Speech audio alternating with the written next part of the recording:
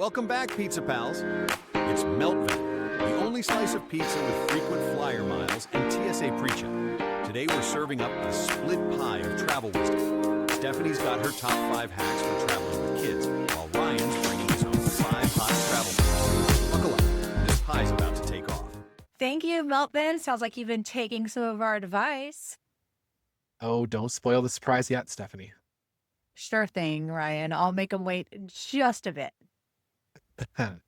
Welcome back to One Slice at a Time, guys. I'm Ryan, a pizza-obsessed travel advisor who has been to every single continent but one and spends more time in the air than some birds. And I'm Stephanie, travel advisor and expert in taking kids on vacation. He's got his wings up. I am an expert on taking kids on vacation, not just because I have been doing it for 24 long years, but I'm actually certified by the Family Travel Association. On last week's show, we talked about how to take a great vacation while also giving back. So this week, we are going to give you our top travel tips on how to make getting there a breeze. That's right, guys. Stephanie and I are serving up hot tips right out of the oven on this one, so let's get started. But before we do start, I want to let you know that I understand that you're running, walking, or driving, so I get it. You can't write down these tasty tidbits.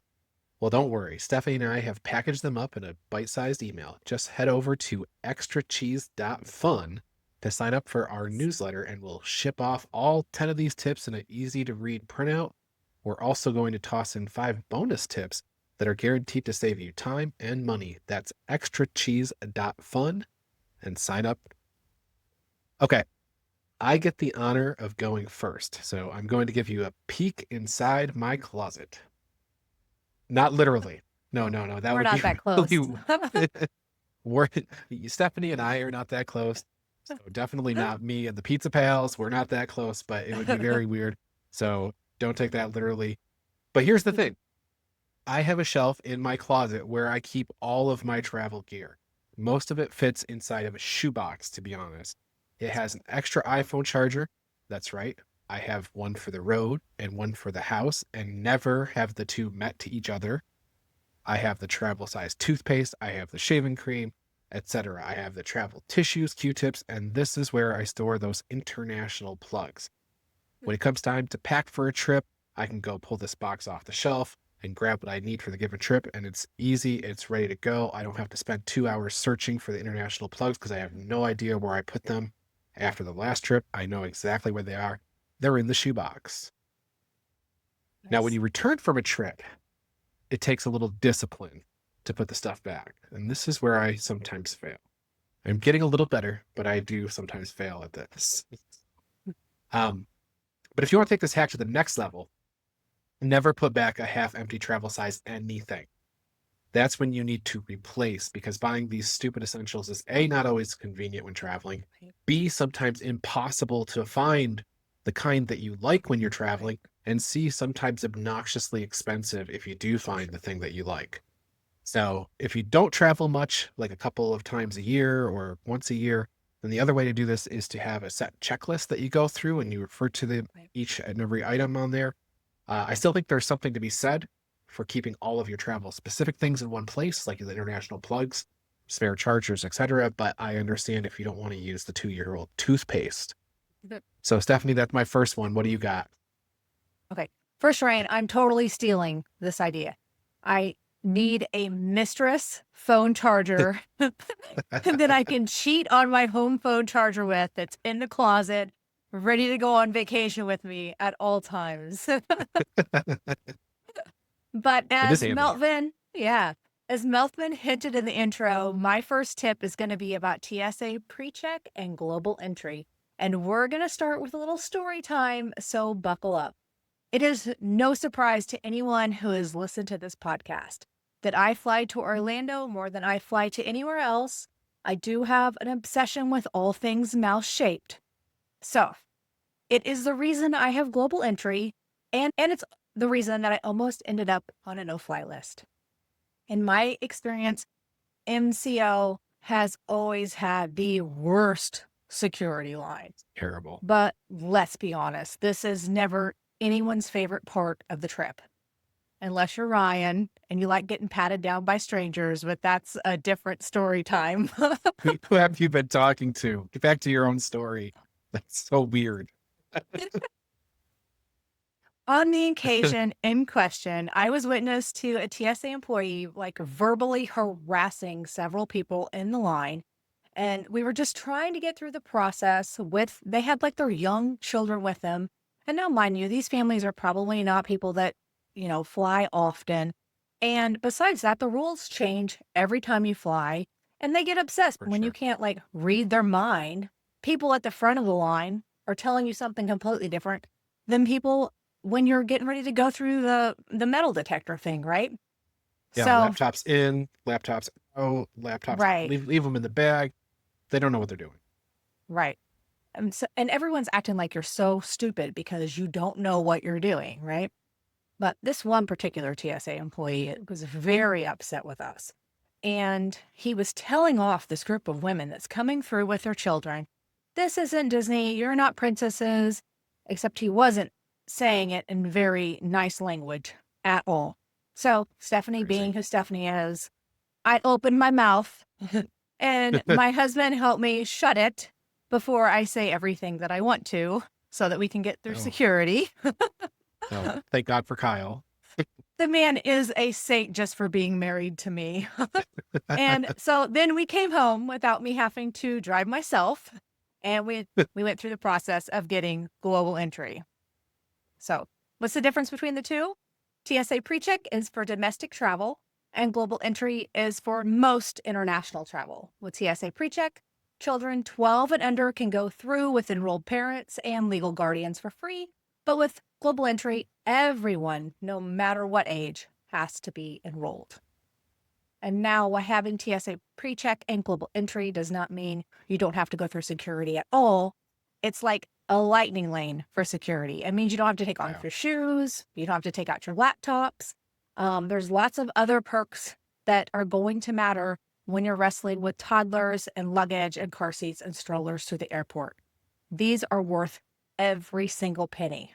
It might feel a little steep, $85 for PreCheck, $100 for global entry, but here's what it buys you: sanity. Plus, they're both good for 5 years. So for $20 or less a year, and then if you check with your credit card companies, a lot of the card member benefits, some of them will reimburse you for the cost of these programs.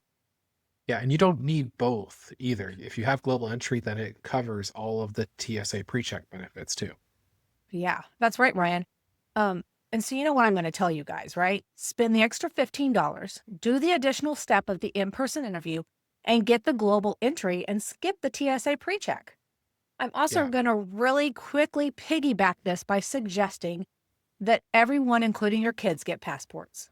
That's going to be my tip number 1A. I know it seems like it's not entirely necessary, but kids' passports are good for 5 years. They cost like $135. That means for less than $50 a year, you have the opportunity to show your kids the world. I mean, I'm a minimalist, so that means just a couple of less gifts at Christmas, give them their passport, give them their global entry, and maybe a boarding pass. And that's a full stocking right there. Oh, yeah. No problem. And Stephanie is so right. Have you ever seen the customs line? Like, imagine if you're row 30 or something in a plane. That means on your flight alone, those customs people have to berate 150 people before they even get to you. If another flight landed at the same time as you, game over. That means there's like 300 people that they're going to berate before they get to berate you. Yes. As opposed to me, who's going to simply walk up to that front-facing camera. They're going to do a quick ID check, and I'm going to keep on walking. I bet we could do a whole episode on TSA PreCheck and global entry. Yep. For my second tip number 3, I'm going to tell you 2 packing must-haves that people always, always forget. A battery pack and an umbrella or some sort of rain protection. So here we go. When traveling, you get out of your normal routine. That iPhone that you've had for 2 years will not make a full day on a charge anymore. Especially when you're taking nonstop video of your kids splashing in the waves or 1,000 still images of your husband eating pizza. That's just Maggie. Oh yeah, that might just be my family. So My brother bought me a battery pack a couple of years ago for Christmas. And at the time I thought, well, I'm just going to end up throwing this thing in the junk drawer. But here's the thing. Okay. Maggie and I left Christmas that year and we went straight to Hawaii. We used that thing, that damn battery pack. We used it every single day on the trip. And we found that we could charge our phone from 15% to 100%, 2 to 3 times if the battery pack itself was fully charged. And Stephanie has a dozen of these things that she's holding up right now. You want another, for instance, though? If you like playing games on your phone, for some reason, Royal Match can drain your battery like nobody's business. So if you're on a long flight or you're standing in a long line at Disney, that game is going to just destroy your battery. And if the outlet doesn't work on your flight, same thing. The battery pack will save you. They never do. Yeah, I know. They never do. Also, cruise ship, sometimes there's only like limited outlets, right. Like maybe only one by the bed or whatever, but both people want to have their phone next to their head because they can't live without it. I understand. I'm one of those people. Anyway, your battery pack can save you again because your phone could be charging off the battery pack at night as well. So that's that with the battery pack. Now the rain gear, you can check the weather for months before your trip. But right. Mother Nature is completely unpredictable and she never loses any fights. You can't win. If you've got an 8-year-old in your life, a 70-year-old in your life, or just a general sense of your own self-worth. 45-year-old in your life. Yeah, exactly. Your own self-worth. Then you know that nobody likes wet feet. Nobody likes wet anything, really. I understand a poncho is not like the fashion choice, that unless I'm wearing it, Ryan. Okay. One person can pull it off. I can't pull it off, but I still pack the darn thing because of all the things I said. I don't want wet feet. I don't want a wet shirt. I don't want wet pants. Listen, if you don't want to pack the poncho, at least pack the tiny umbrella. It takes up no space in your bag. Sorry. And it'll really come in handy if it starts to rain. The rain gear is 1,000% worth having every single time you travel. Hey, we like to carry a small umbrella just for shade sometimes. So that makes sense. Yeah. I mean, especially where I live, Florida, I should just walk around all the time. The one that fits on top of your head like a hat. Yeah, exactly. So, guys, maybe I didn't win you over with the TSA PreCheck or global entry. You're like, yeah, Stephanie's just bougie. She doesn't like to stand in line. She doesn't like people barking orders at her. I mean, who would, right? But that may feel like a bit of a splurge. My next tip is definitely going to save you time and money because I truly feel like it's one of the only good things that came out of the pandemic. Da, da, da, da. Grocery delivery. So here's what you do, guys. Create a standard travel grocery list. Your breakfast essentials, your cereal, your milk, your fruit, your snacks, snacks that your kids will actually eat and that don't cost you a fortune because you guys would cry if you've seen what cuties cost at the Disney parks, like the little, clementines at Disney parks. You're like, how is this $10 for 3 of these things, right? Cases of water bottles, resort necessities like sunscreen, bug spray, basic toiletries. Having these items delivered means you're not paying $6 for bottles of water and you're not having to waste precious time stopping at the grocery store on the way to the hotel. You guys are in vacation mode. The only thing you should be shopping for is souvenirs, not groceries. Amen, Most delivery service, why are we doing this? Most delivery services will even let you place an order online a few days in advance. And then it's one less thing you have to think about when you're packing last minute and trying to get everybody, there. You can choose a pickup time that's a few hours after you check in. Most of the hotels, they hold it at the front desk or at bell services. It's so common that a lot of them have refrigeration that they can keep your stuff refrigerated if you're not at the hotel exactly the time that it gets delivered. And it's especially valuable for families like mine. Like if you have dietary restrictions or picky eaters, or you have little babies, you need formula, diapers, wipes. You could have a whole check bag full of baby and toddler essentials that you need for a week's trip. Just don't be like me and order an Amazon delivery and then forget to change the address back when you get home. So your next Amazon delivery ends up at the Disneyland Hotel. How much money did you lose on that one? I don't want to talk about it. Okay. Well, the other thing that I like having delivered to my hotel room? Me. Yeah, I'm the bougie one, right? Right. Come on. I am, yeah. I am so sick of figuring it out when I get there. So here's tip number 5 from me. It's a secret about me. I love to travel, but I really hate traveling. I don't like planes, trains or buses. To be completely honest, I'm also over the whole process of carting my luggage to a very specific spot where I can get a rideshare. It's all super annoying.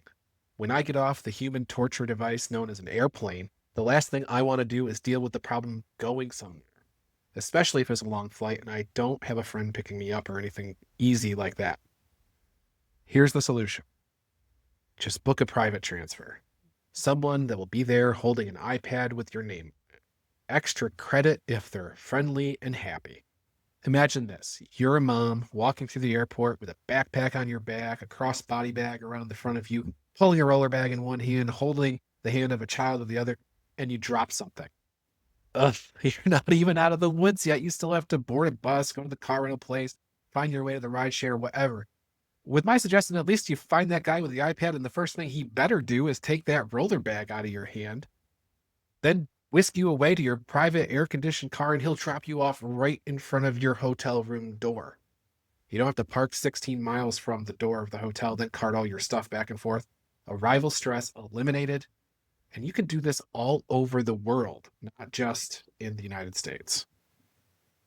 I can't believe that Ryan thinks that I'm the bougie one. You are. Do you request a cheese pizza and a bottle of champagne too, Mr. McAllister? Is that a Gilded Age reference? No, it's totally a Home Alone 2 Lost in New York reference. But it works. Don't worry, guys. I have one for you families that may be on a tight budget. Like, I'm totally into the private transfer too, because it eliminates so much stress while traveling. But if we can't do that, that's okay. This one, I've got you covered. So the Beatles once said, all you need is love, but they are wrong, because all you need is gallon-sized Ziploc bags. Stay with me here. You lost me. Pull me back. Here's how it works. For each day of your trip, you put one full outfit, underwear, socks, shirts, pants, dress, whatever, into a bag. Label it with your child's name and the day, like Emma, day 3, or beach day.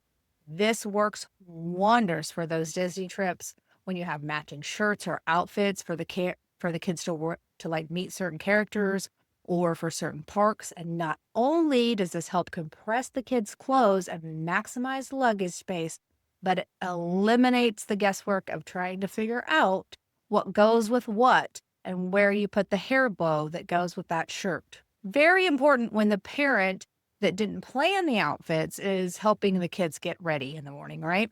So your bigger kids can even grab the bag with their name on it and get dressed independently, and you never have to worry about what they're putting on or have that moment of realizing that you packed 3 shirts but no pants. Are you talking about me when you say like bigger kids? Because I usually forget my belt. Guys, Ryan needs an extra mistress belt in his little travel shoebox. He used to have one. No joke. You need to put another one back up there. I know, yeah. So this gallon bag system can be an absolute lifesaver if your luggage gets delayed or on embarkation days for those cruises. Pack one outfit in each kid's carry-on, and everyone has complete change of clothes ready to go. Ziploc bags can also work great for an on-the-go solution to bedtime. You can pack jammies, a book, maybe some of your kids' favorite familiar wind-down activities, and then easily whip them out in the car, the airport, the plane to signal that your kids, hey, it's time to relax and settle down for bedtime. Reuse the Ziploc bags then for your dirty clothes, to seal in the stink, and of course for those wet bathing suits. And then, so just please, please, please, don't go waste your money and buy a bunch of overpriced packing cubes for your kids' clothes. The previous tip was brought to you by Ziploc. You can use whatever. You don't have to use Ziploc. They just seal the best. I'm not going to lie. We're going to be bougie on that one. But you can use whatever store brand you like. All right. Let's get on to tip number 7. I won't lie. I don't do what Steph just suggested, but maybe I should. Then my clothes would match.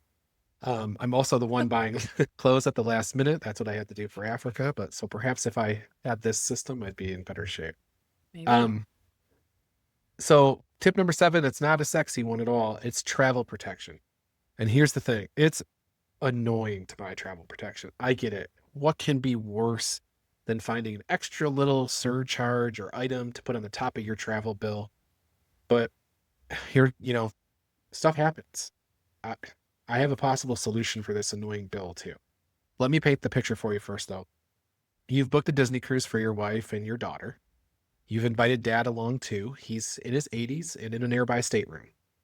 Dad isn't as young as he used to be and anything can happen. You've got a 12-year-old little girl too. So you all decide to spend the extra money and buy travel protection. This way you don't lose money on your $12,000 cruise expenses. Fast forward to the day of your trip. You, the dude in his 40s, come down with the flu. It's awful. And you're sitting in your hotel room 2 miles from the cruise port and you don't think you can go on the cruise. Your family makes the call for you. We're not going. Cruise canceled. $12,000 down the drain. Right? Wrong. You do a WebMD call with a doc and they say you're too gross to travel and you submit that to the insurance company and wham, bam, and you and Dad are getting all that $12,000 back. So if that story seems oddly specific, it happened to some of my clients earlier this year. It was a little tricky too because the Disney insurance wouldn't cover the 80-year-old dad. So I had to help my client obtain third-party insurance that would cover the dad's pre-existing conditions. In the end, it was the son in his 40s that ended up getting sick. That didn't matter. Everyone got their money back. The son with the Disney travel protection plan and the father with the third-party travel protection plan. They were both covered. Everyone got their money back because they were traveling together. Nice. Now, here's another tip. Here's another tip. It is torture to buy that travel protection every time out of the gate. Buy a flight, add protection. Book a hotel, add protection. Book a cruise, add a protection. It is awful. So here's what I do. And it does not work in every single state, but it does work in my state and a lot of them. I have obtained an annual travel protection policy. What it does is it gives me $4,000 in trip cancellation coverage, plus all the lost baggage, missed connection, flight delay coverage, and the international medical coverage. And it cost me only about $320 for the whole year. There are some premiums on cruises that are way more than that. Right. So if at any point I feel like I need more coverage than the $4,000, I can just buy additional. But this is a really good policy, and it's a good way to get around having to nickel and dime every single time you pay. And if I don't use it on one thing, it just rolls to the next, rolls to the next, rolls to the next. Good for a year.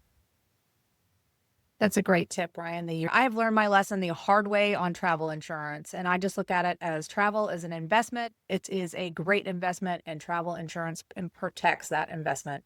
Speaking of investments, you should start investing in discounted travel gift cards months before your trip.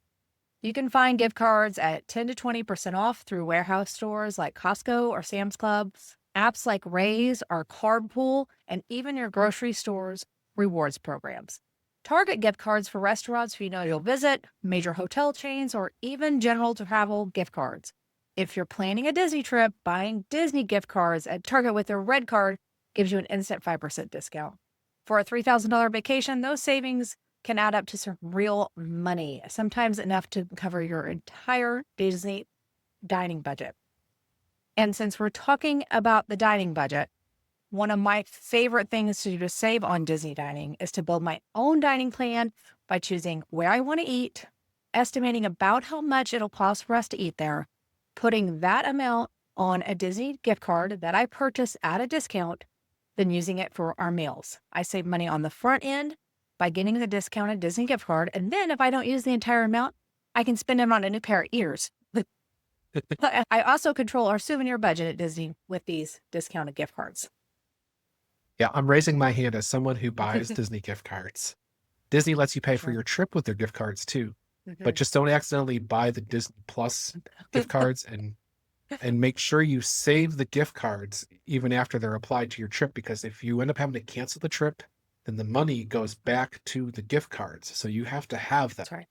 Also, as long as you don't do it last minute, Stephanie and I do not care if you send us a big pile of gift cards. Just give us time to process them. Don't do it on the very last day. No problem. No problem at all. And sometimes you can even pair the discount you get with those like Sam Club, Costco, with your cashback rewards cards, and you'll really increase your savings. Just be careful not to collect interest charges, or you'll lose all the savings you were hoping to get. The key is plan ahead, start collecting these discounted gift cards 3 to 6 months before your trip. And by the time you travel, you've already prepaid a significant portion of your vacation discount. I'm going to warn you here, though. Don't purchase your trip through these big box stores. Yeah, you may get a gift card to use in their store on their merchandise, right? So really, are you saving any money? And guess what? When something goes wrong, what are they going to do for you? Absolutely nothing. You are not going to get travel professionals like me and Ryan here to take care of you. So stock up on the gift cards, but don't book your travel there. Absolutely. Do not book travel there. And I do get the gift card thing. I use them. Like I mentioned before, if I can save 5% of a Disney trip, that adds up to a lot of money, especially over the course of 1 year, 2 years, 5 years, a ton of money. Mm-hmm. I'm also big on credit card points. So that's going to be tip number 9. There are some people that are completely insane when it comes to maximizing credit card points. I'm not that person. But what I can tell you is that you should get a card that works with your goals, whatever those goals may be. Mine have changed over time.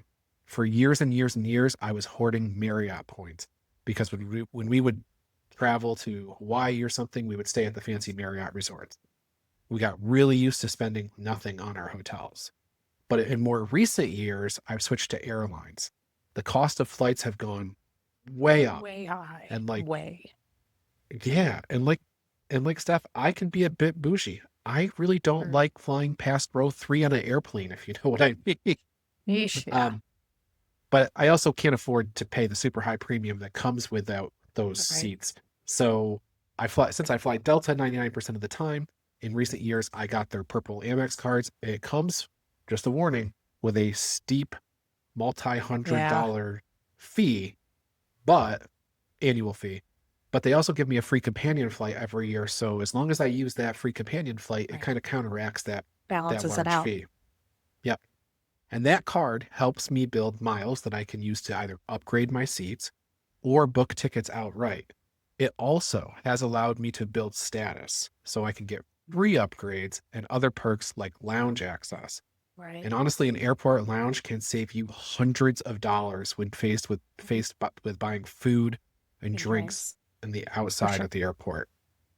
Now, the drawback is that you have to narrow yourself down and be loyal with a specific airline, in my case, but I've done it because I appreciate the perks and I live near major airports that all have lounges.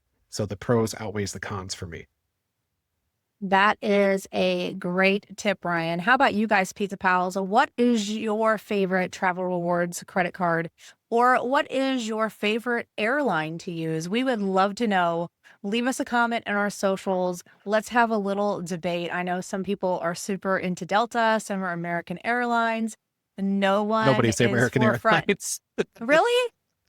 Nope. I know some people that are into American Airlines just because, it's really into what airport you're closest. Yeah, the routes and which airport. No one's into Frontier. So let us know which ones you like. All right. So since we're back to airlines and airports, the very worst part of travel, let's talk about this tip and the last one.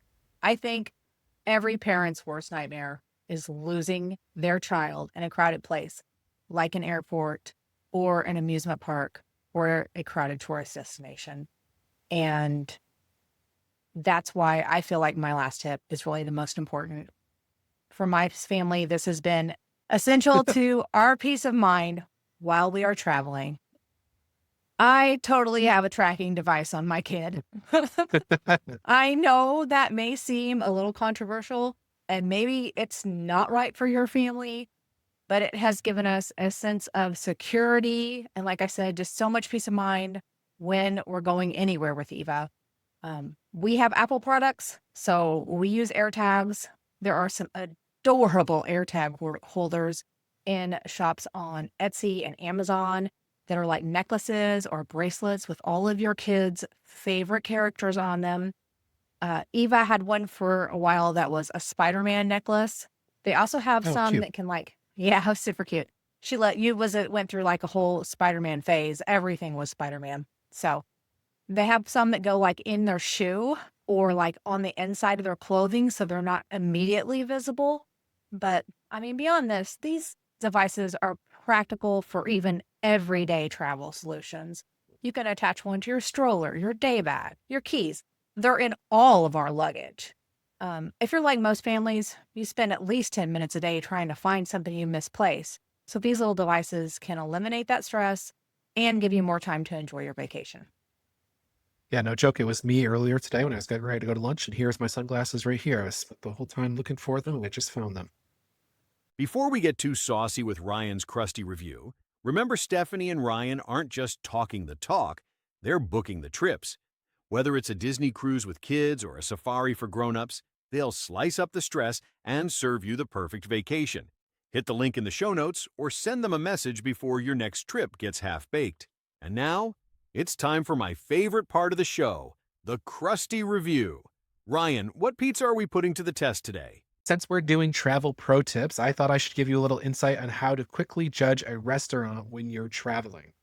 Does their iconography have a pizza in it? Well, you probably found a winner. Seriously, though, let's recap the rating scale because I think it's time we do that. Most pizzas come in a circle and we cut it into 8 slices. So I rate pizzas on a scale of 1 to 8. Steph gives me a hard time because most of the time I give a pizza a 4 just for showing 5. up. Oh, she says it's a 5. That's the entire complexity of the pizza scoring rubric. So now let's talk about airport pizza. What are you most likely to see there? Similar to what you'll see in the mall, really, Sbarro or something like that. Is it ever good? California Pizza I don't know. Kitchen. Yeah, never. Yeah.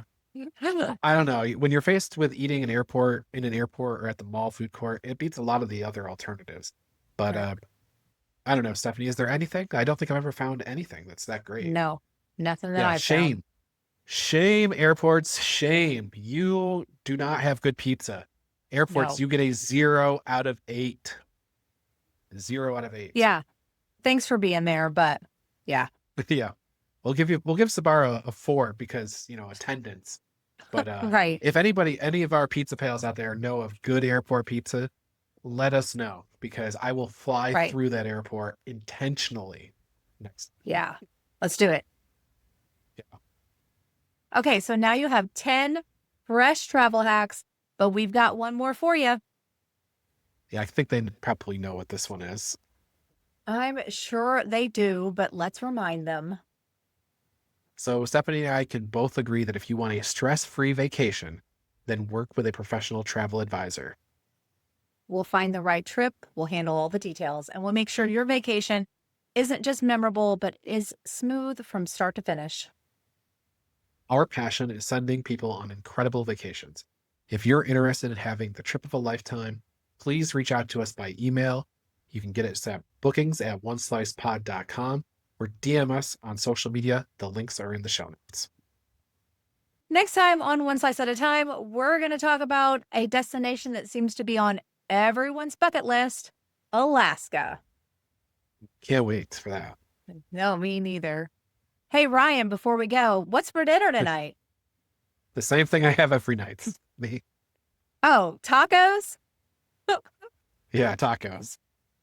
No, Bye, of course not. guys. Bye. Well, folks, that's all for this slice. If you liked what you heard, toss us a 5-star review, tell a friend, and subscribe so you never miss a bite. And remember, If your pizza starts giving travel advice, it's probably me. Until next time, keep it crispy.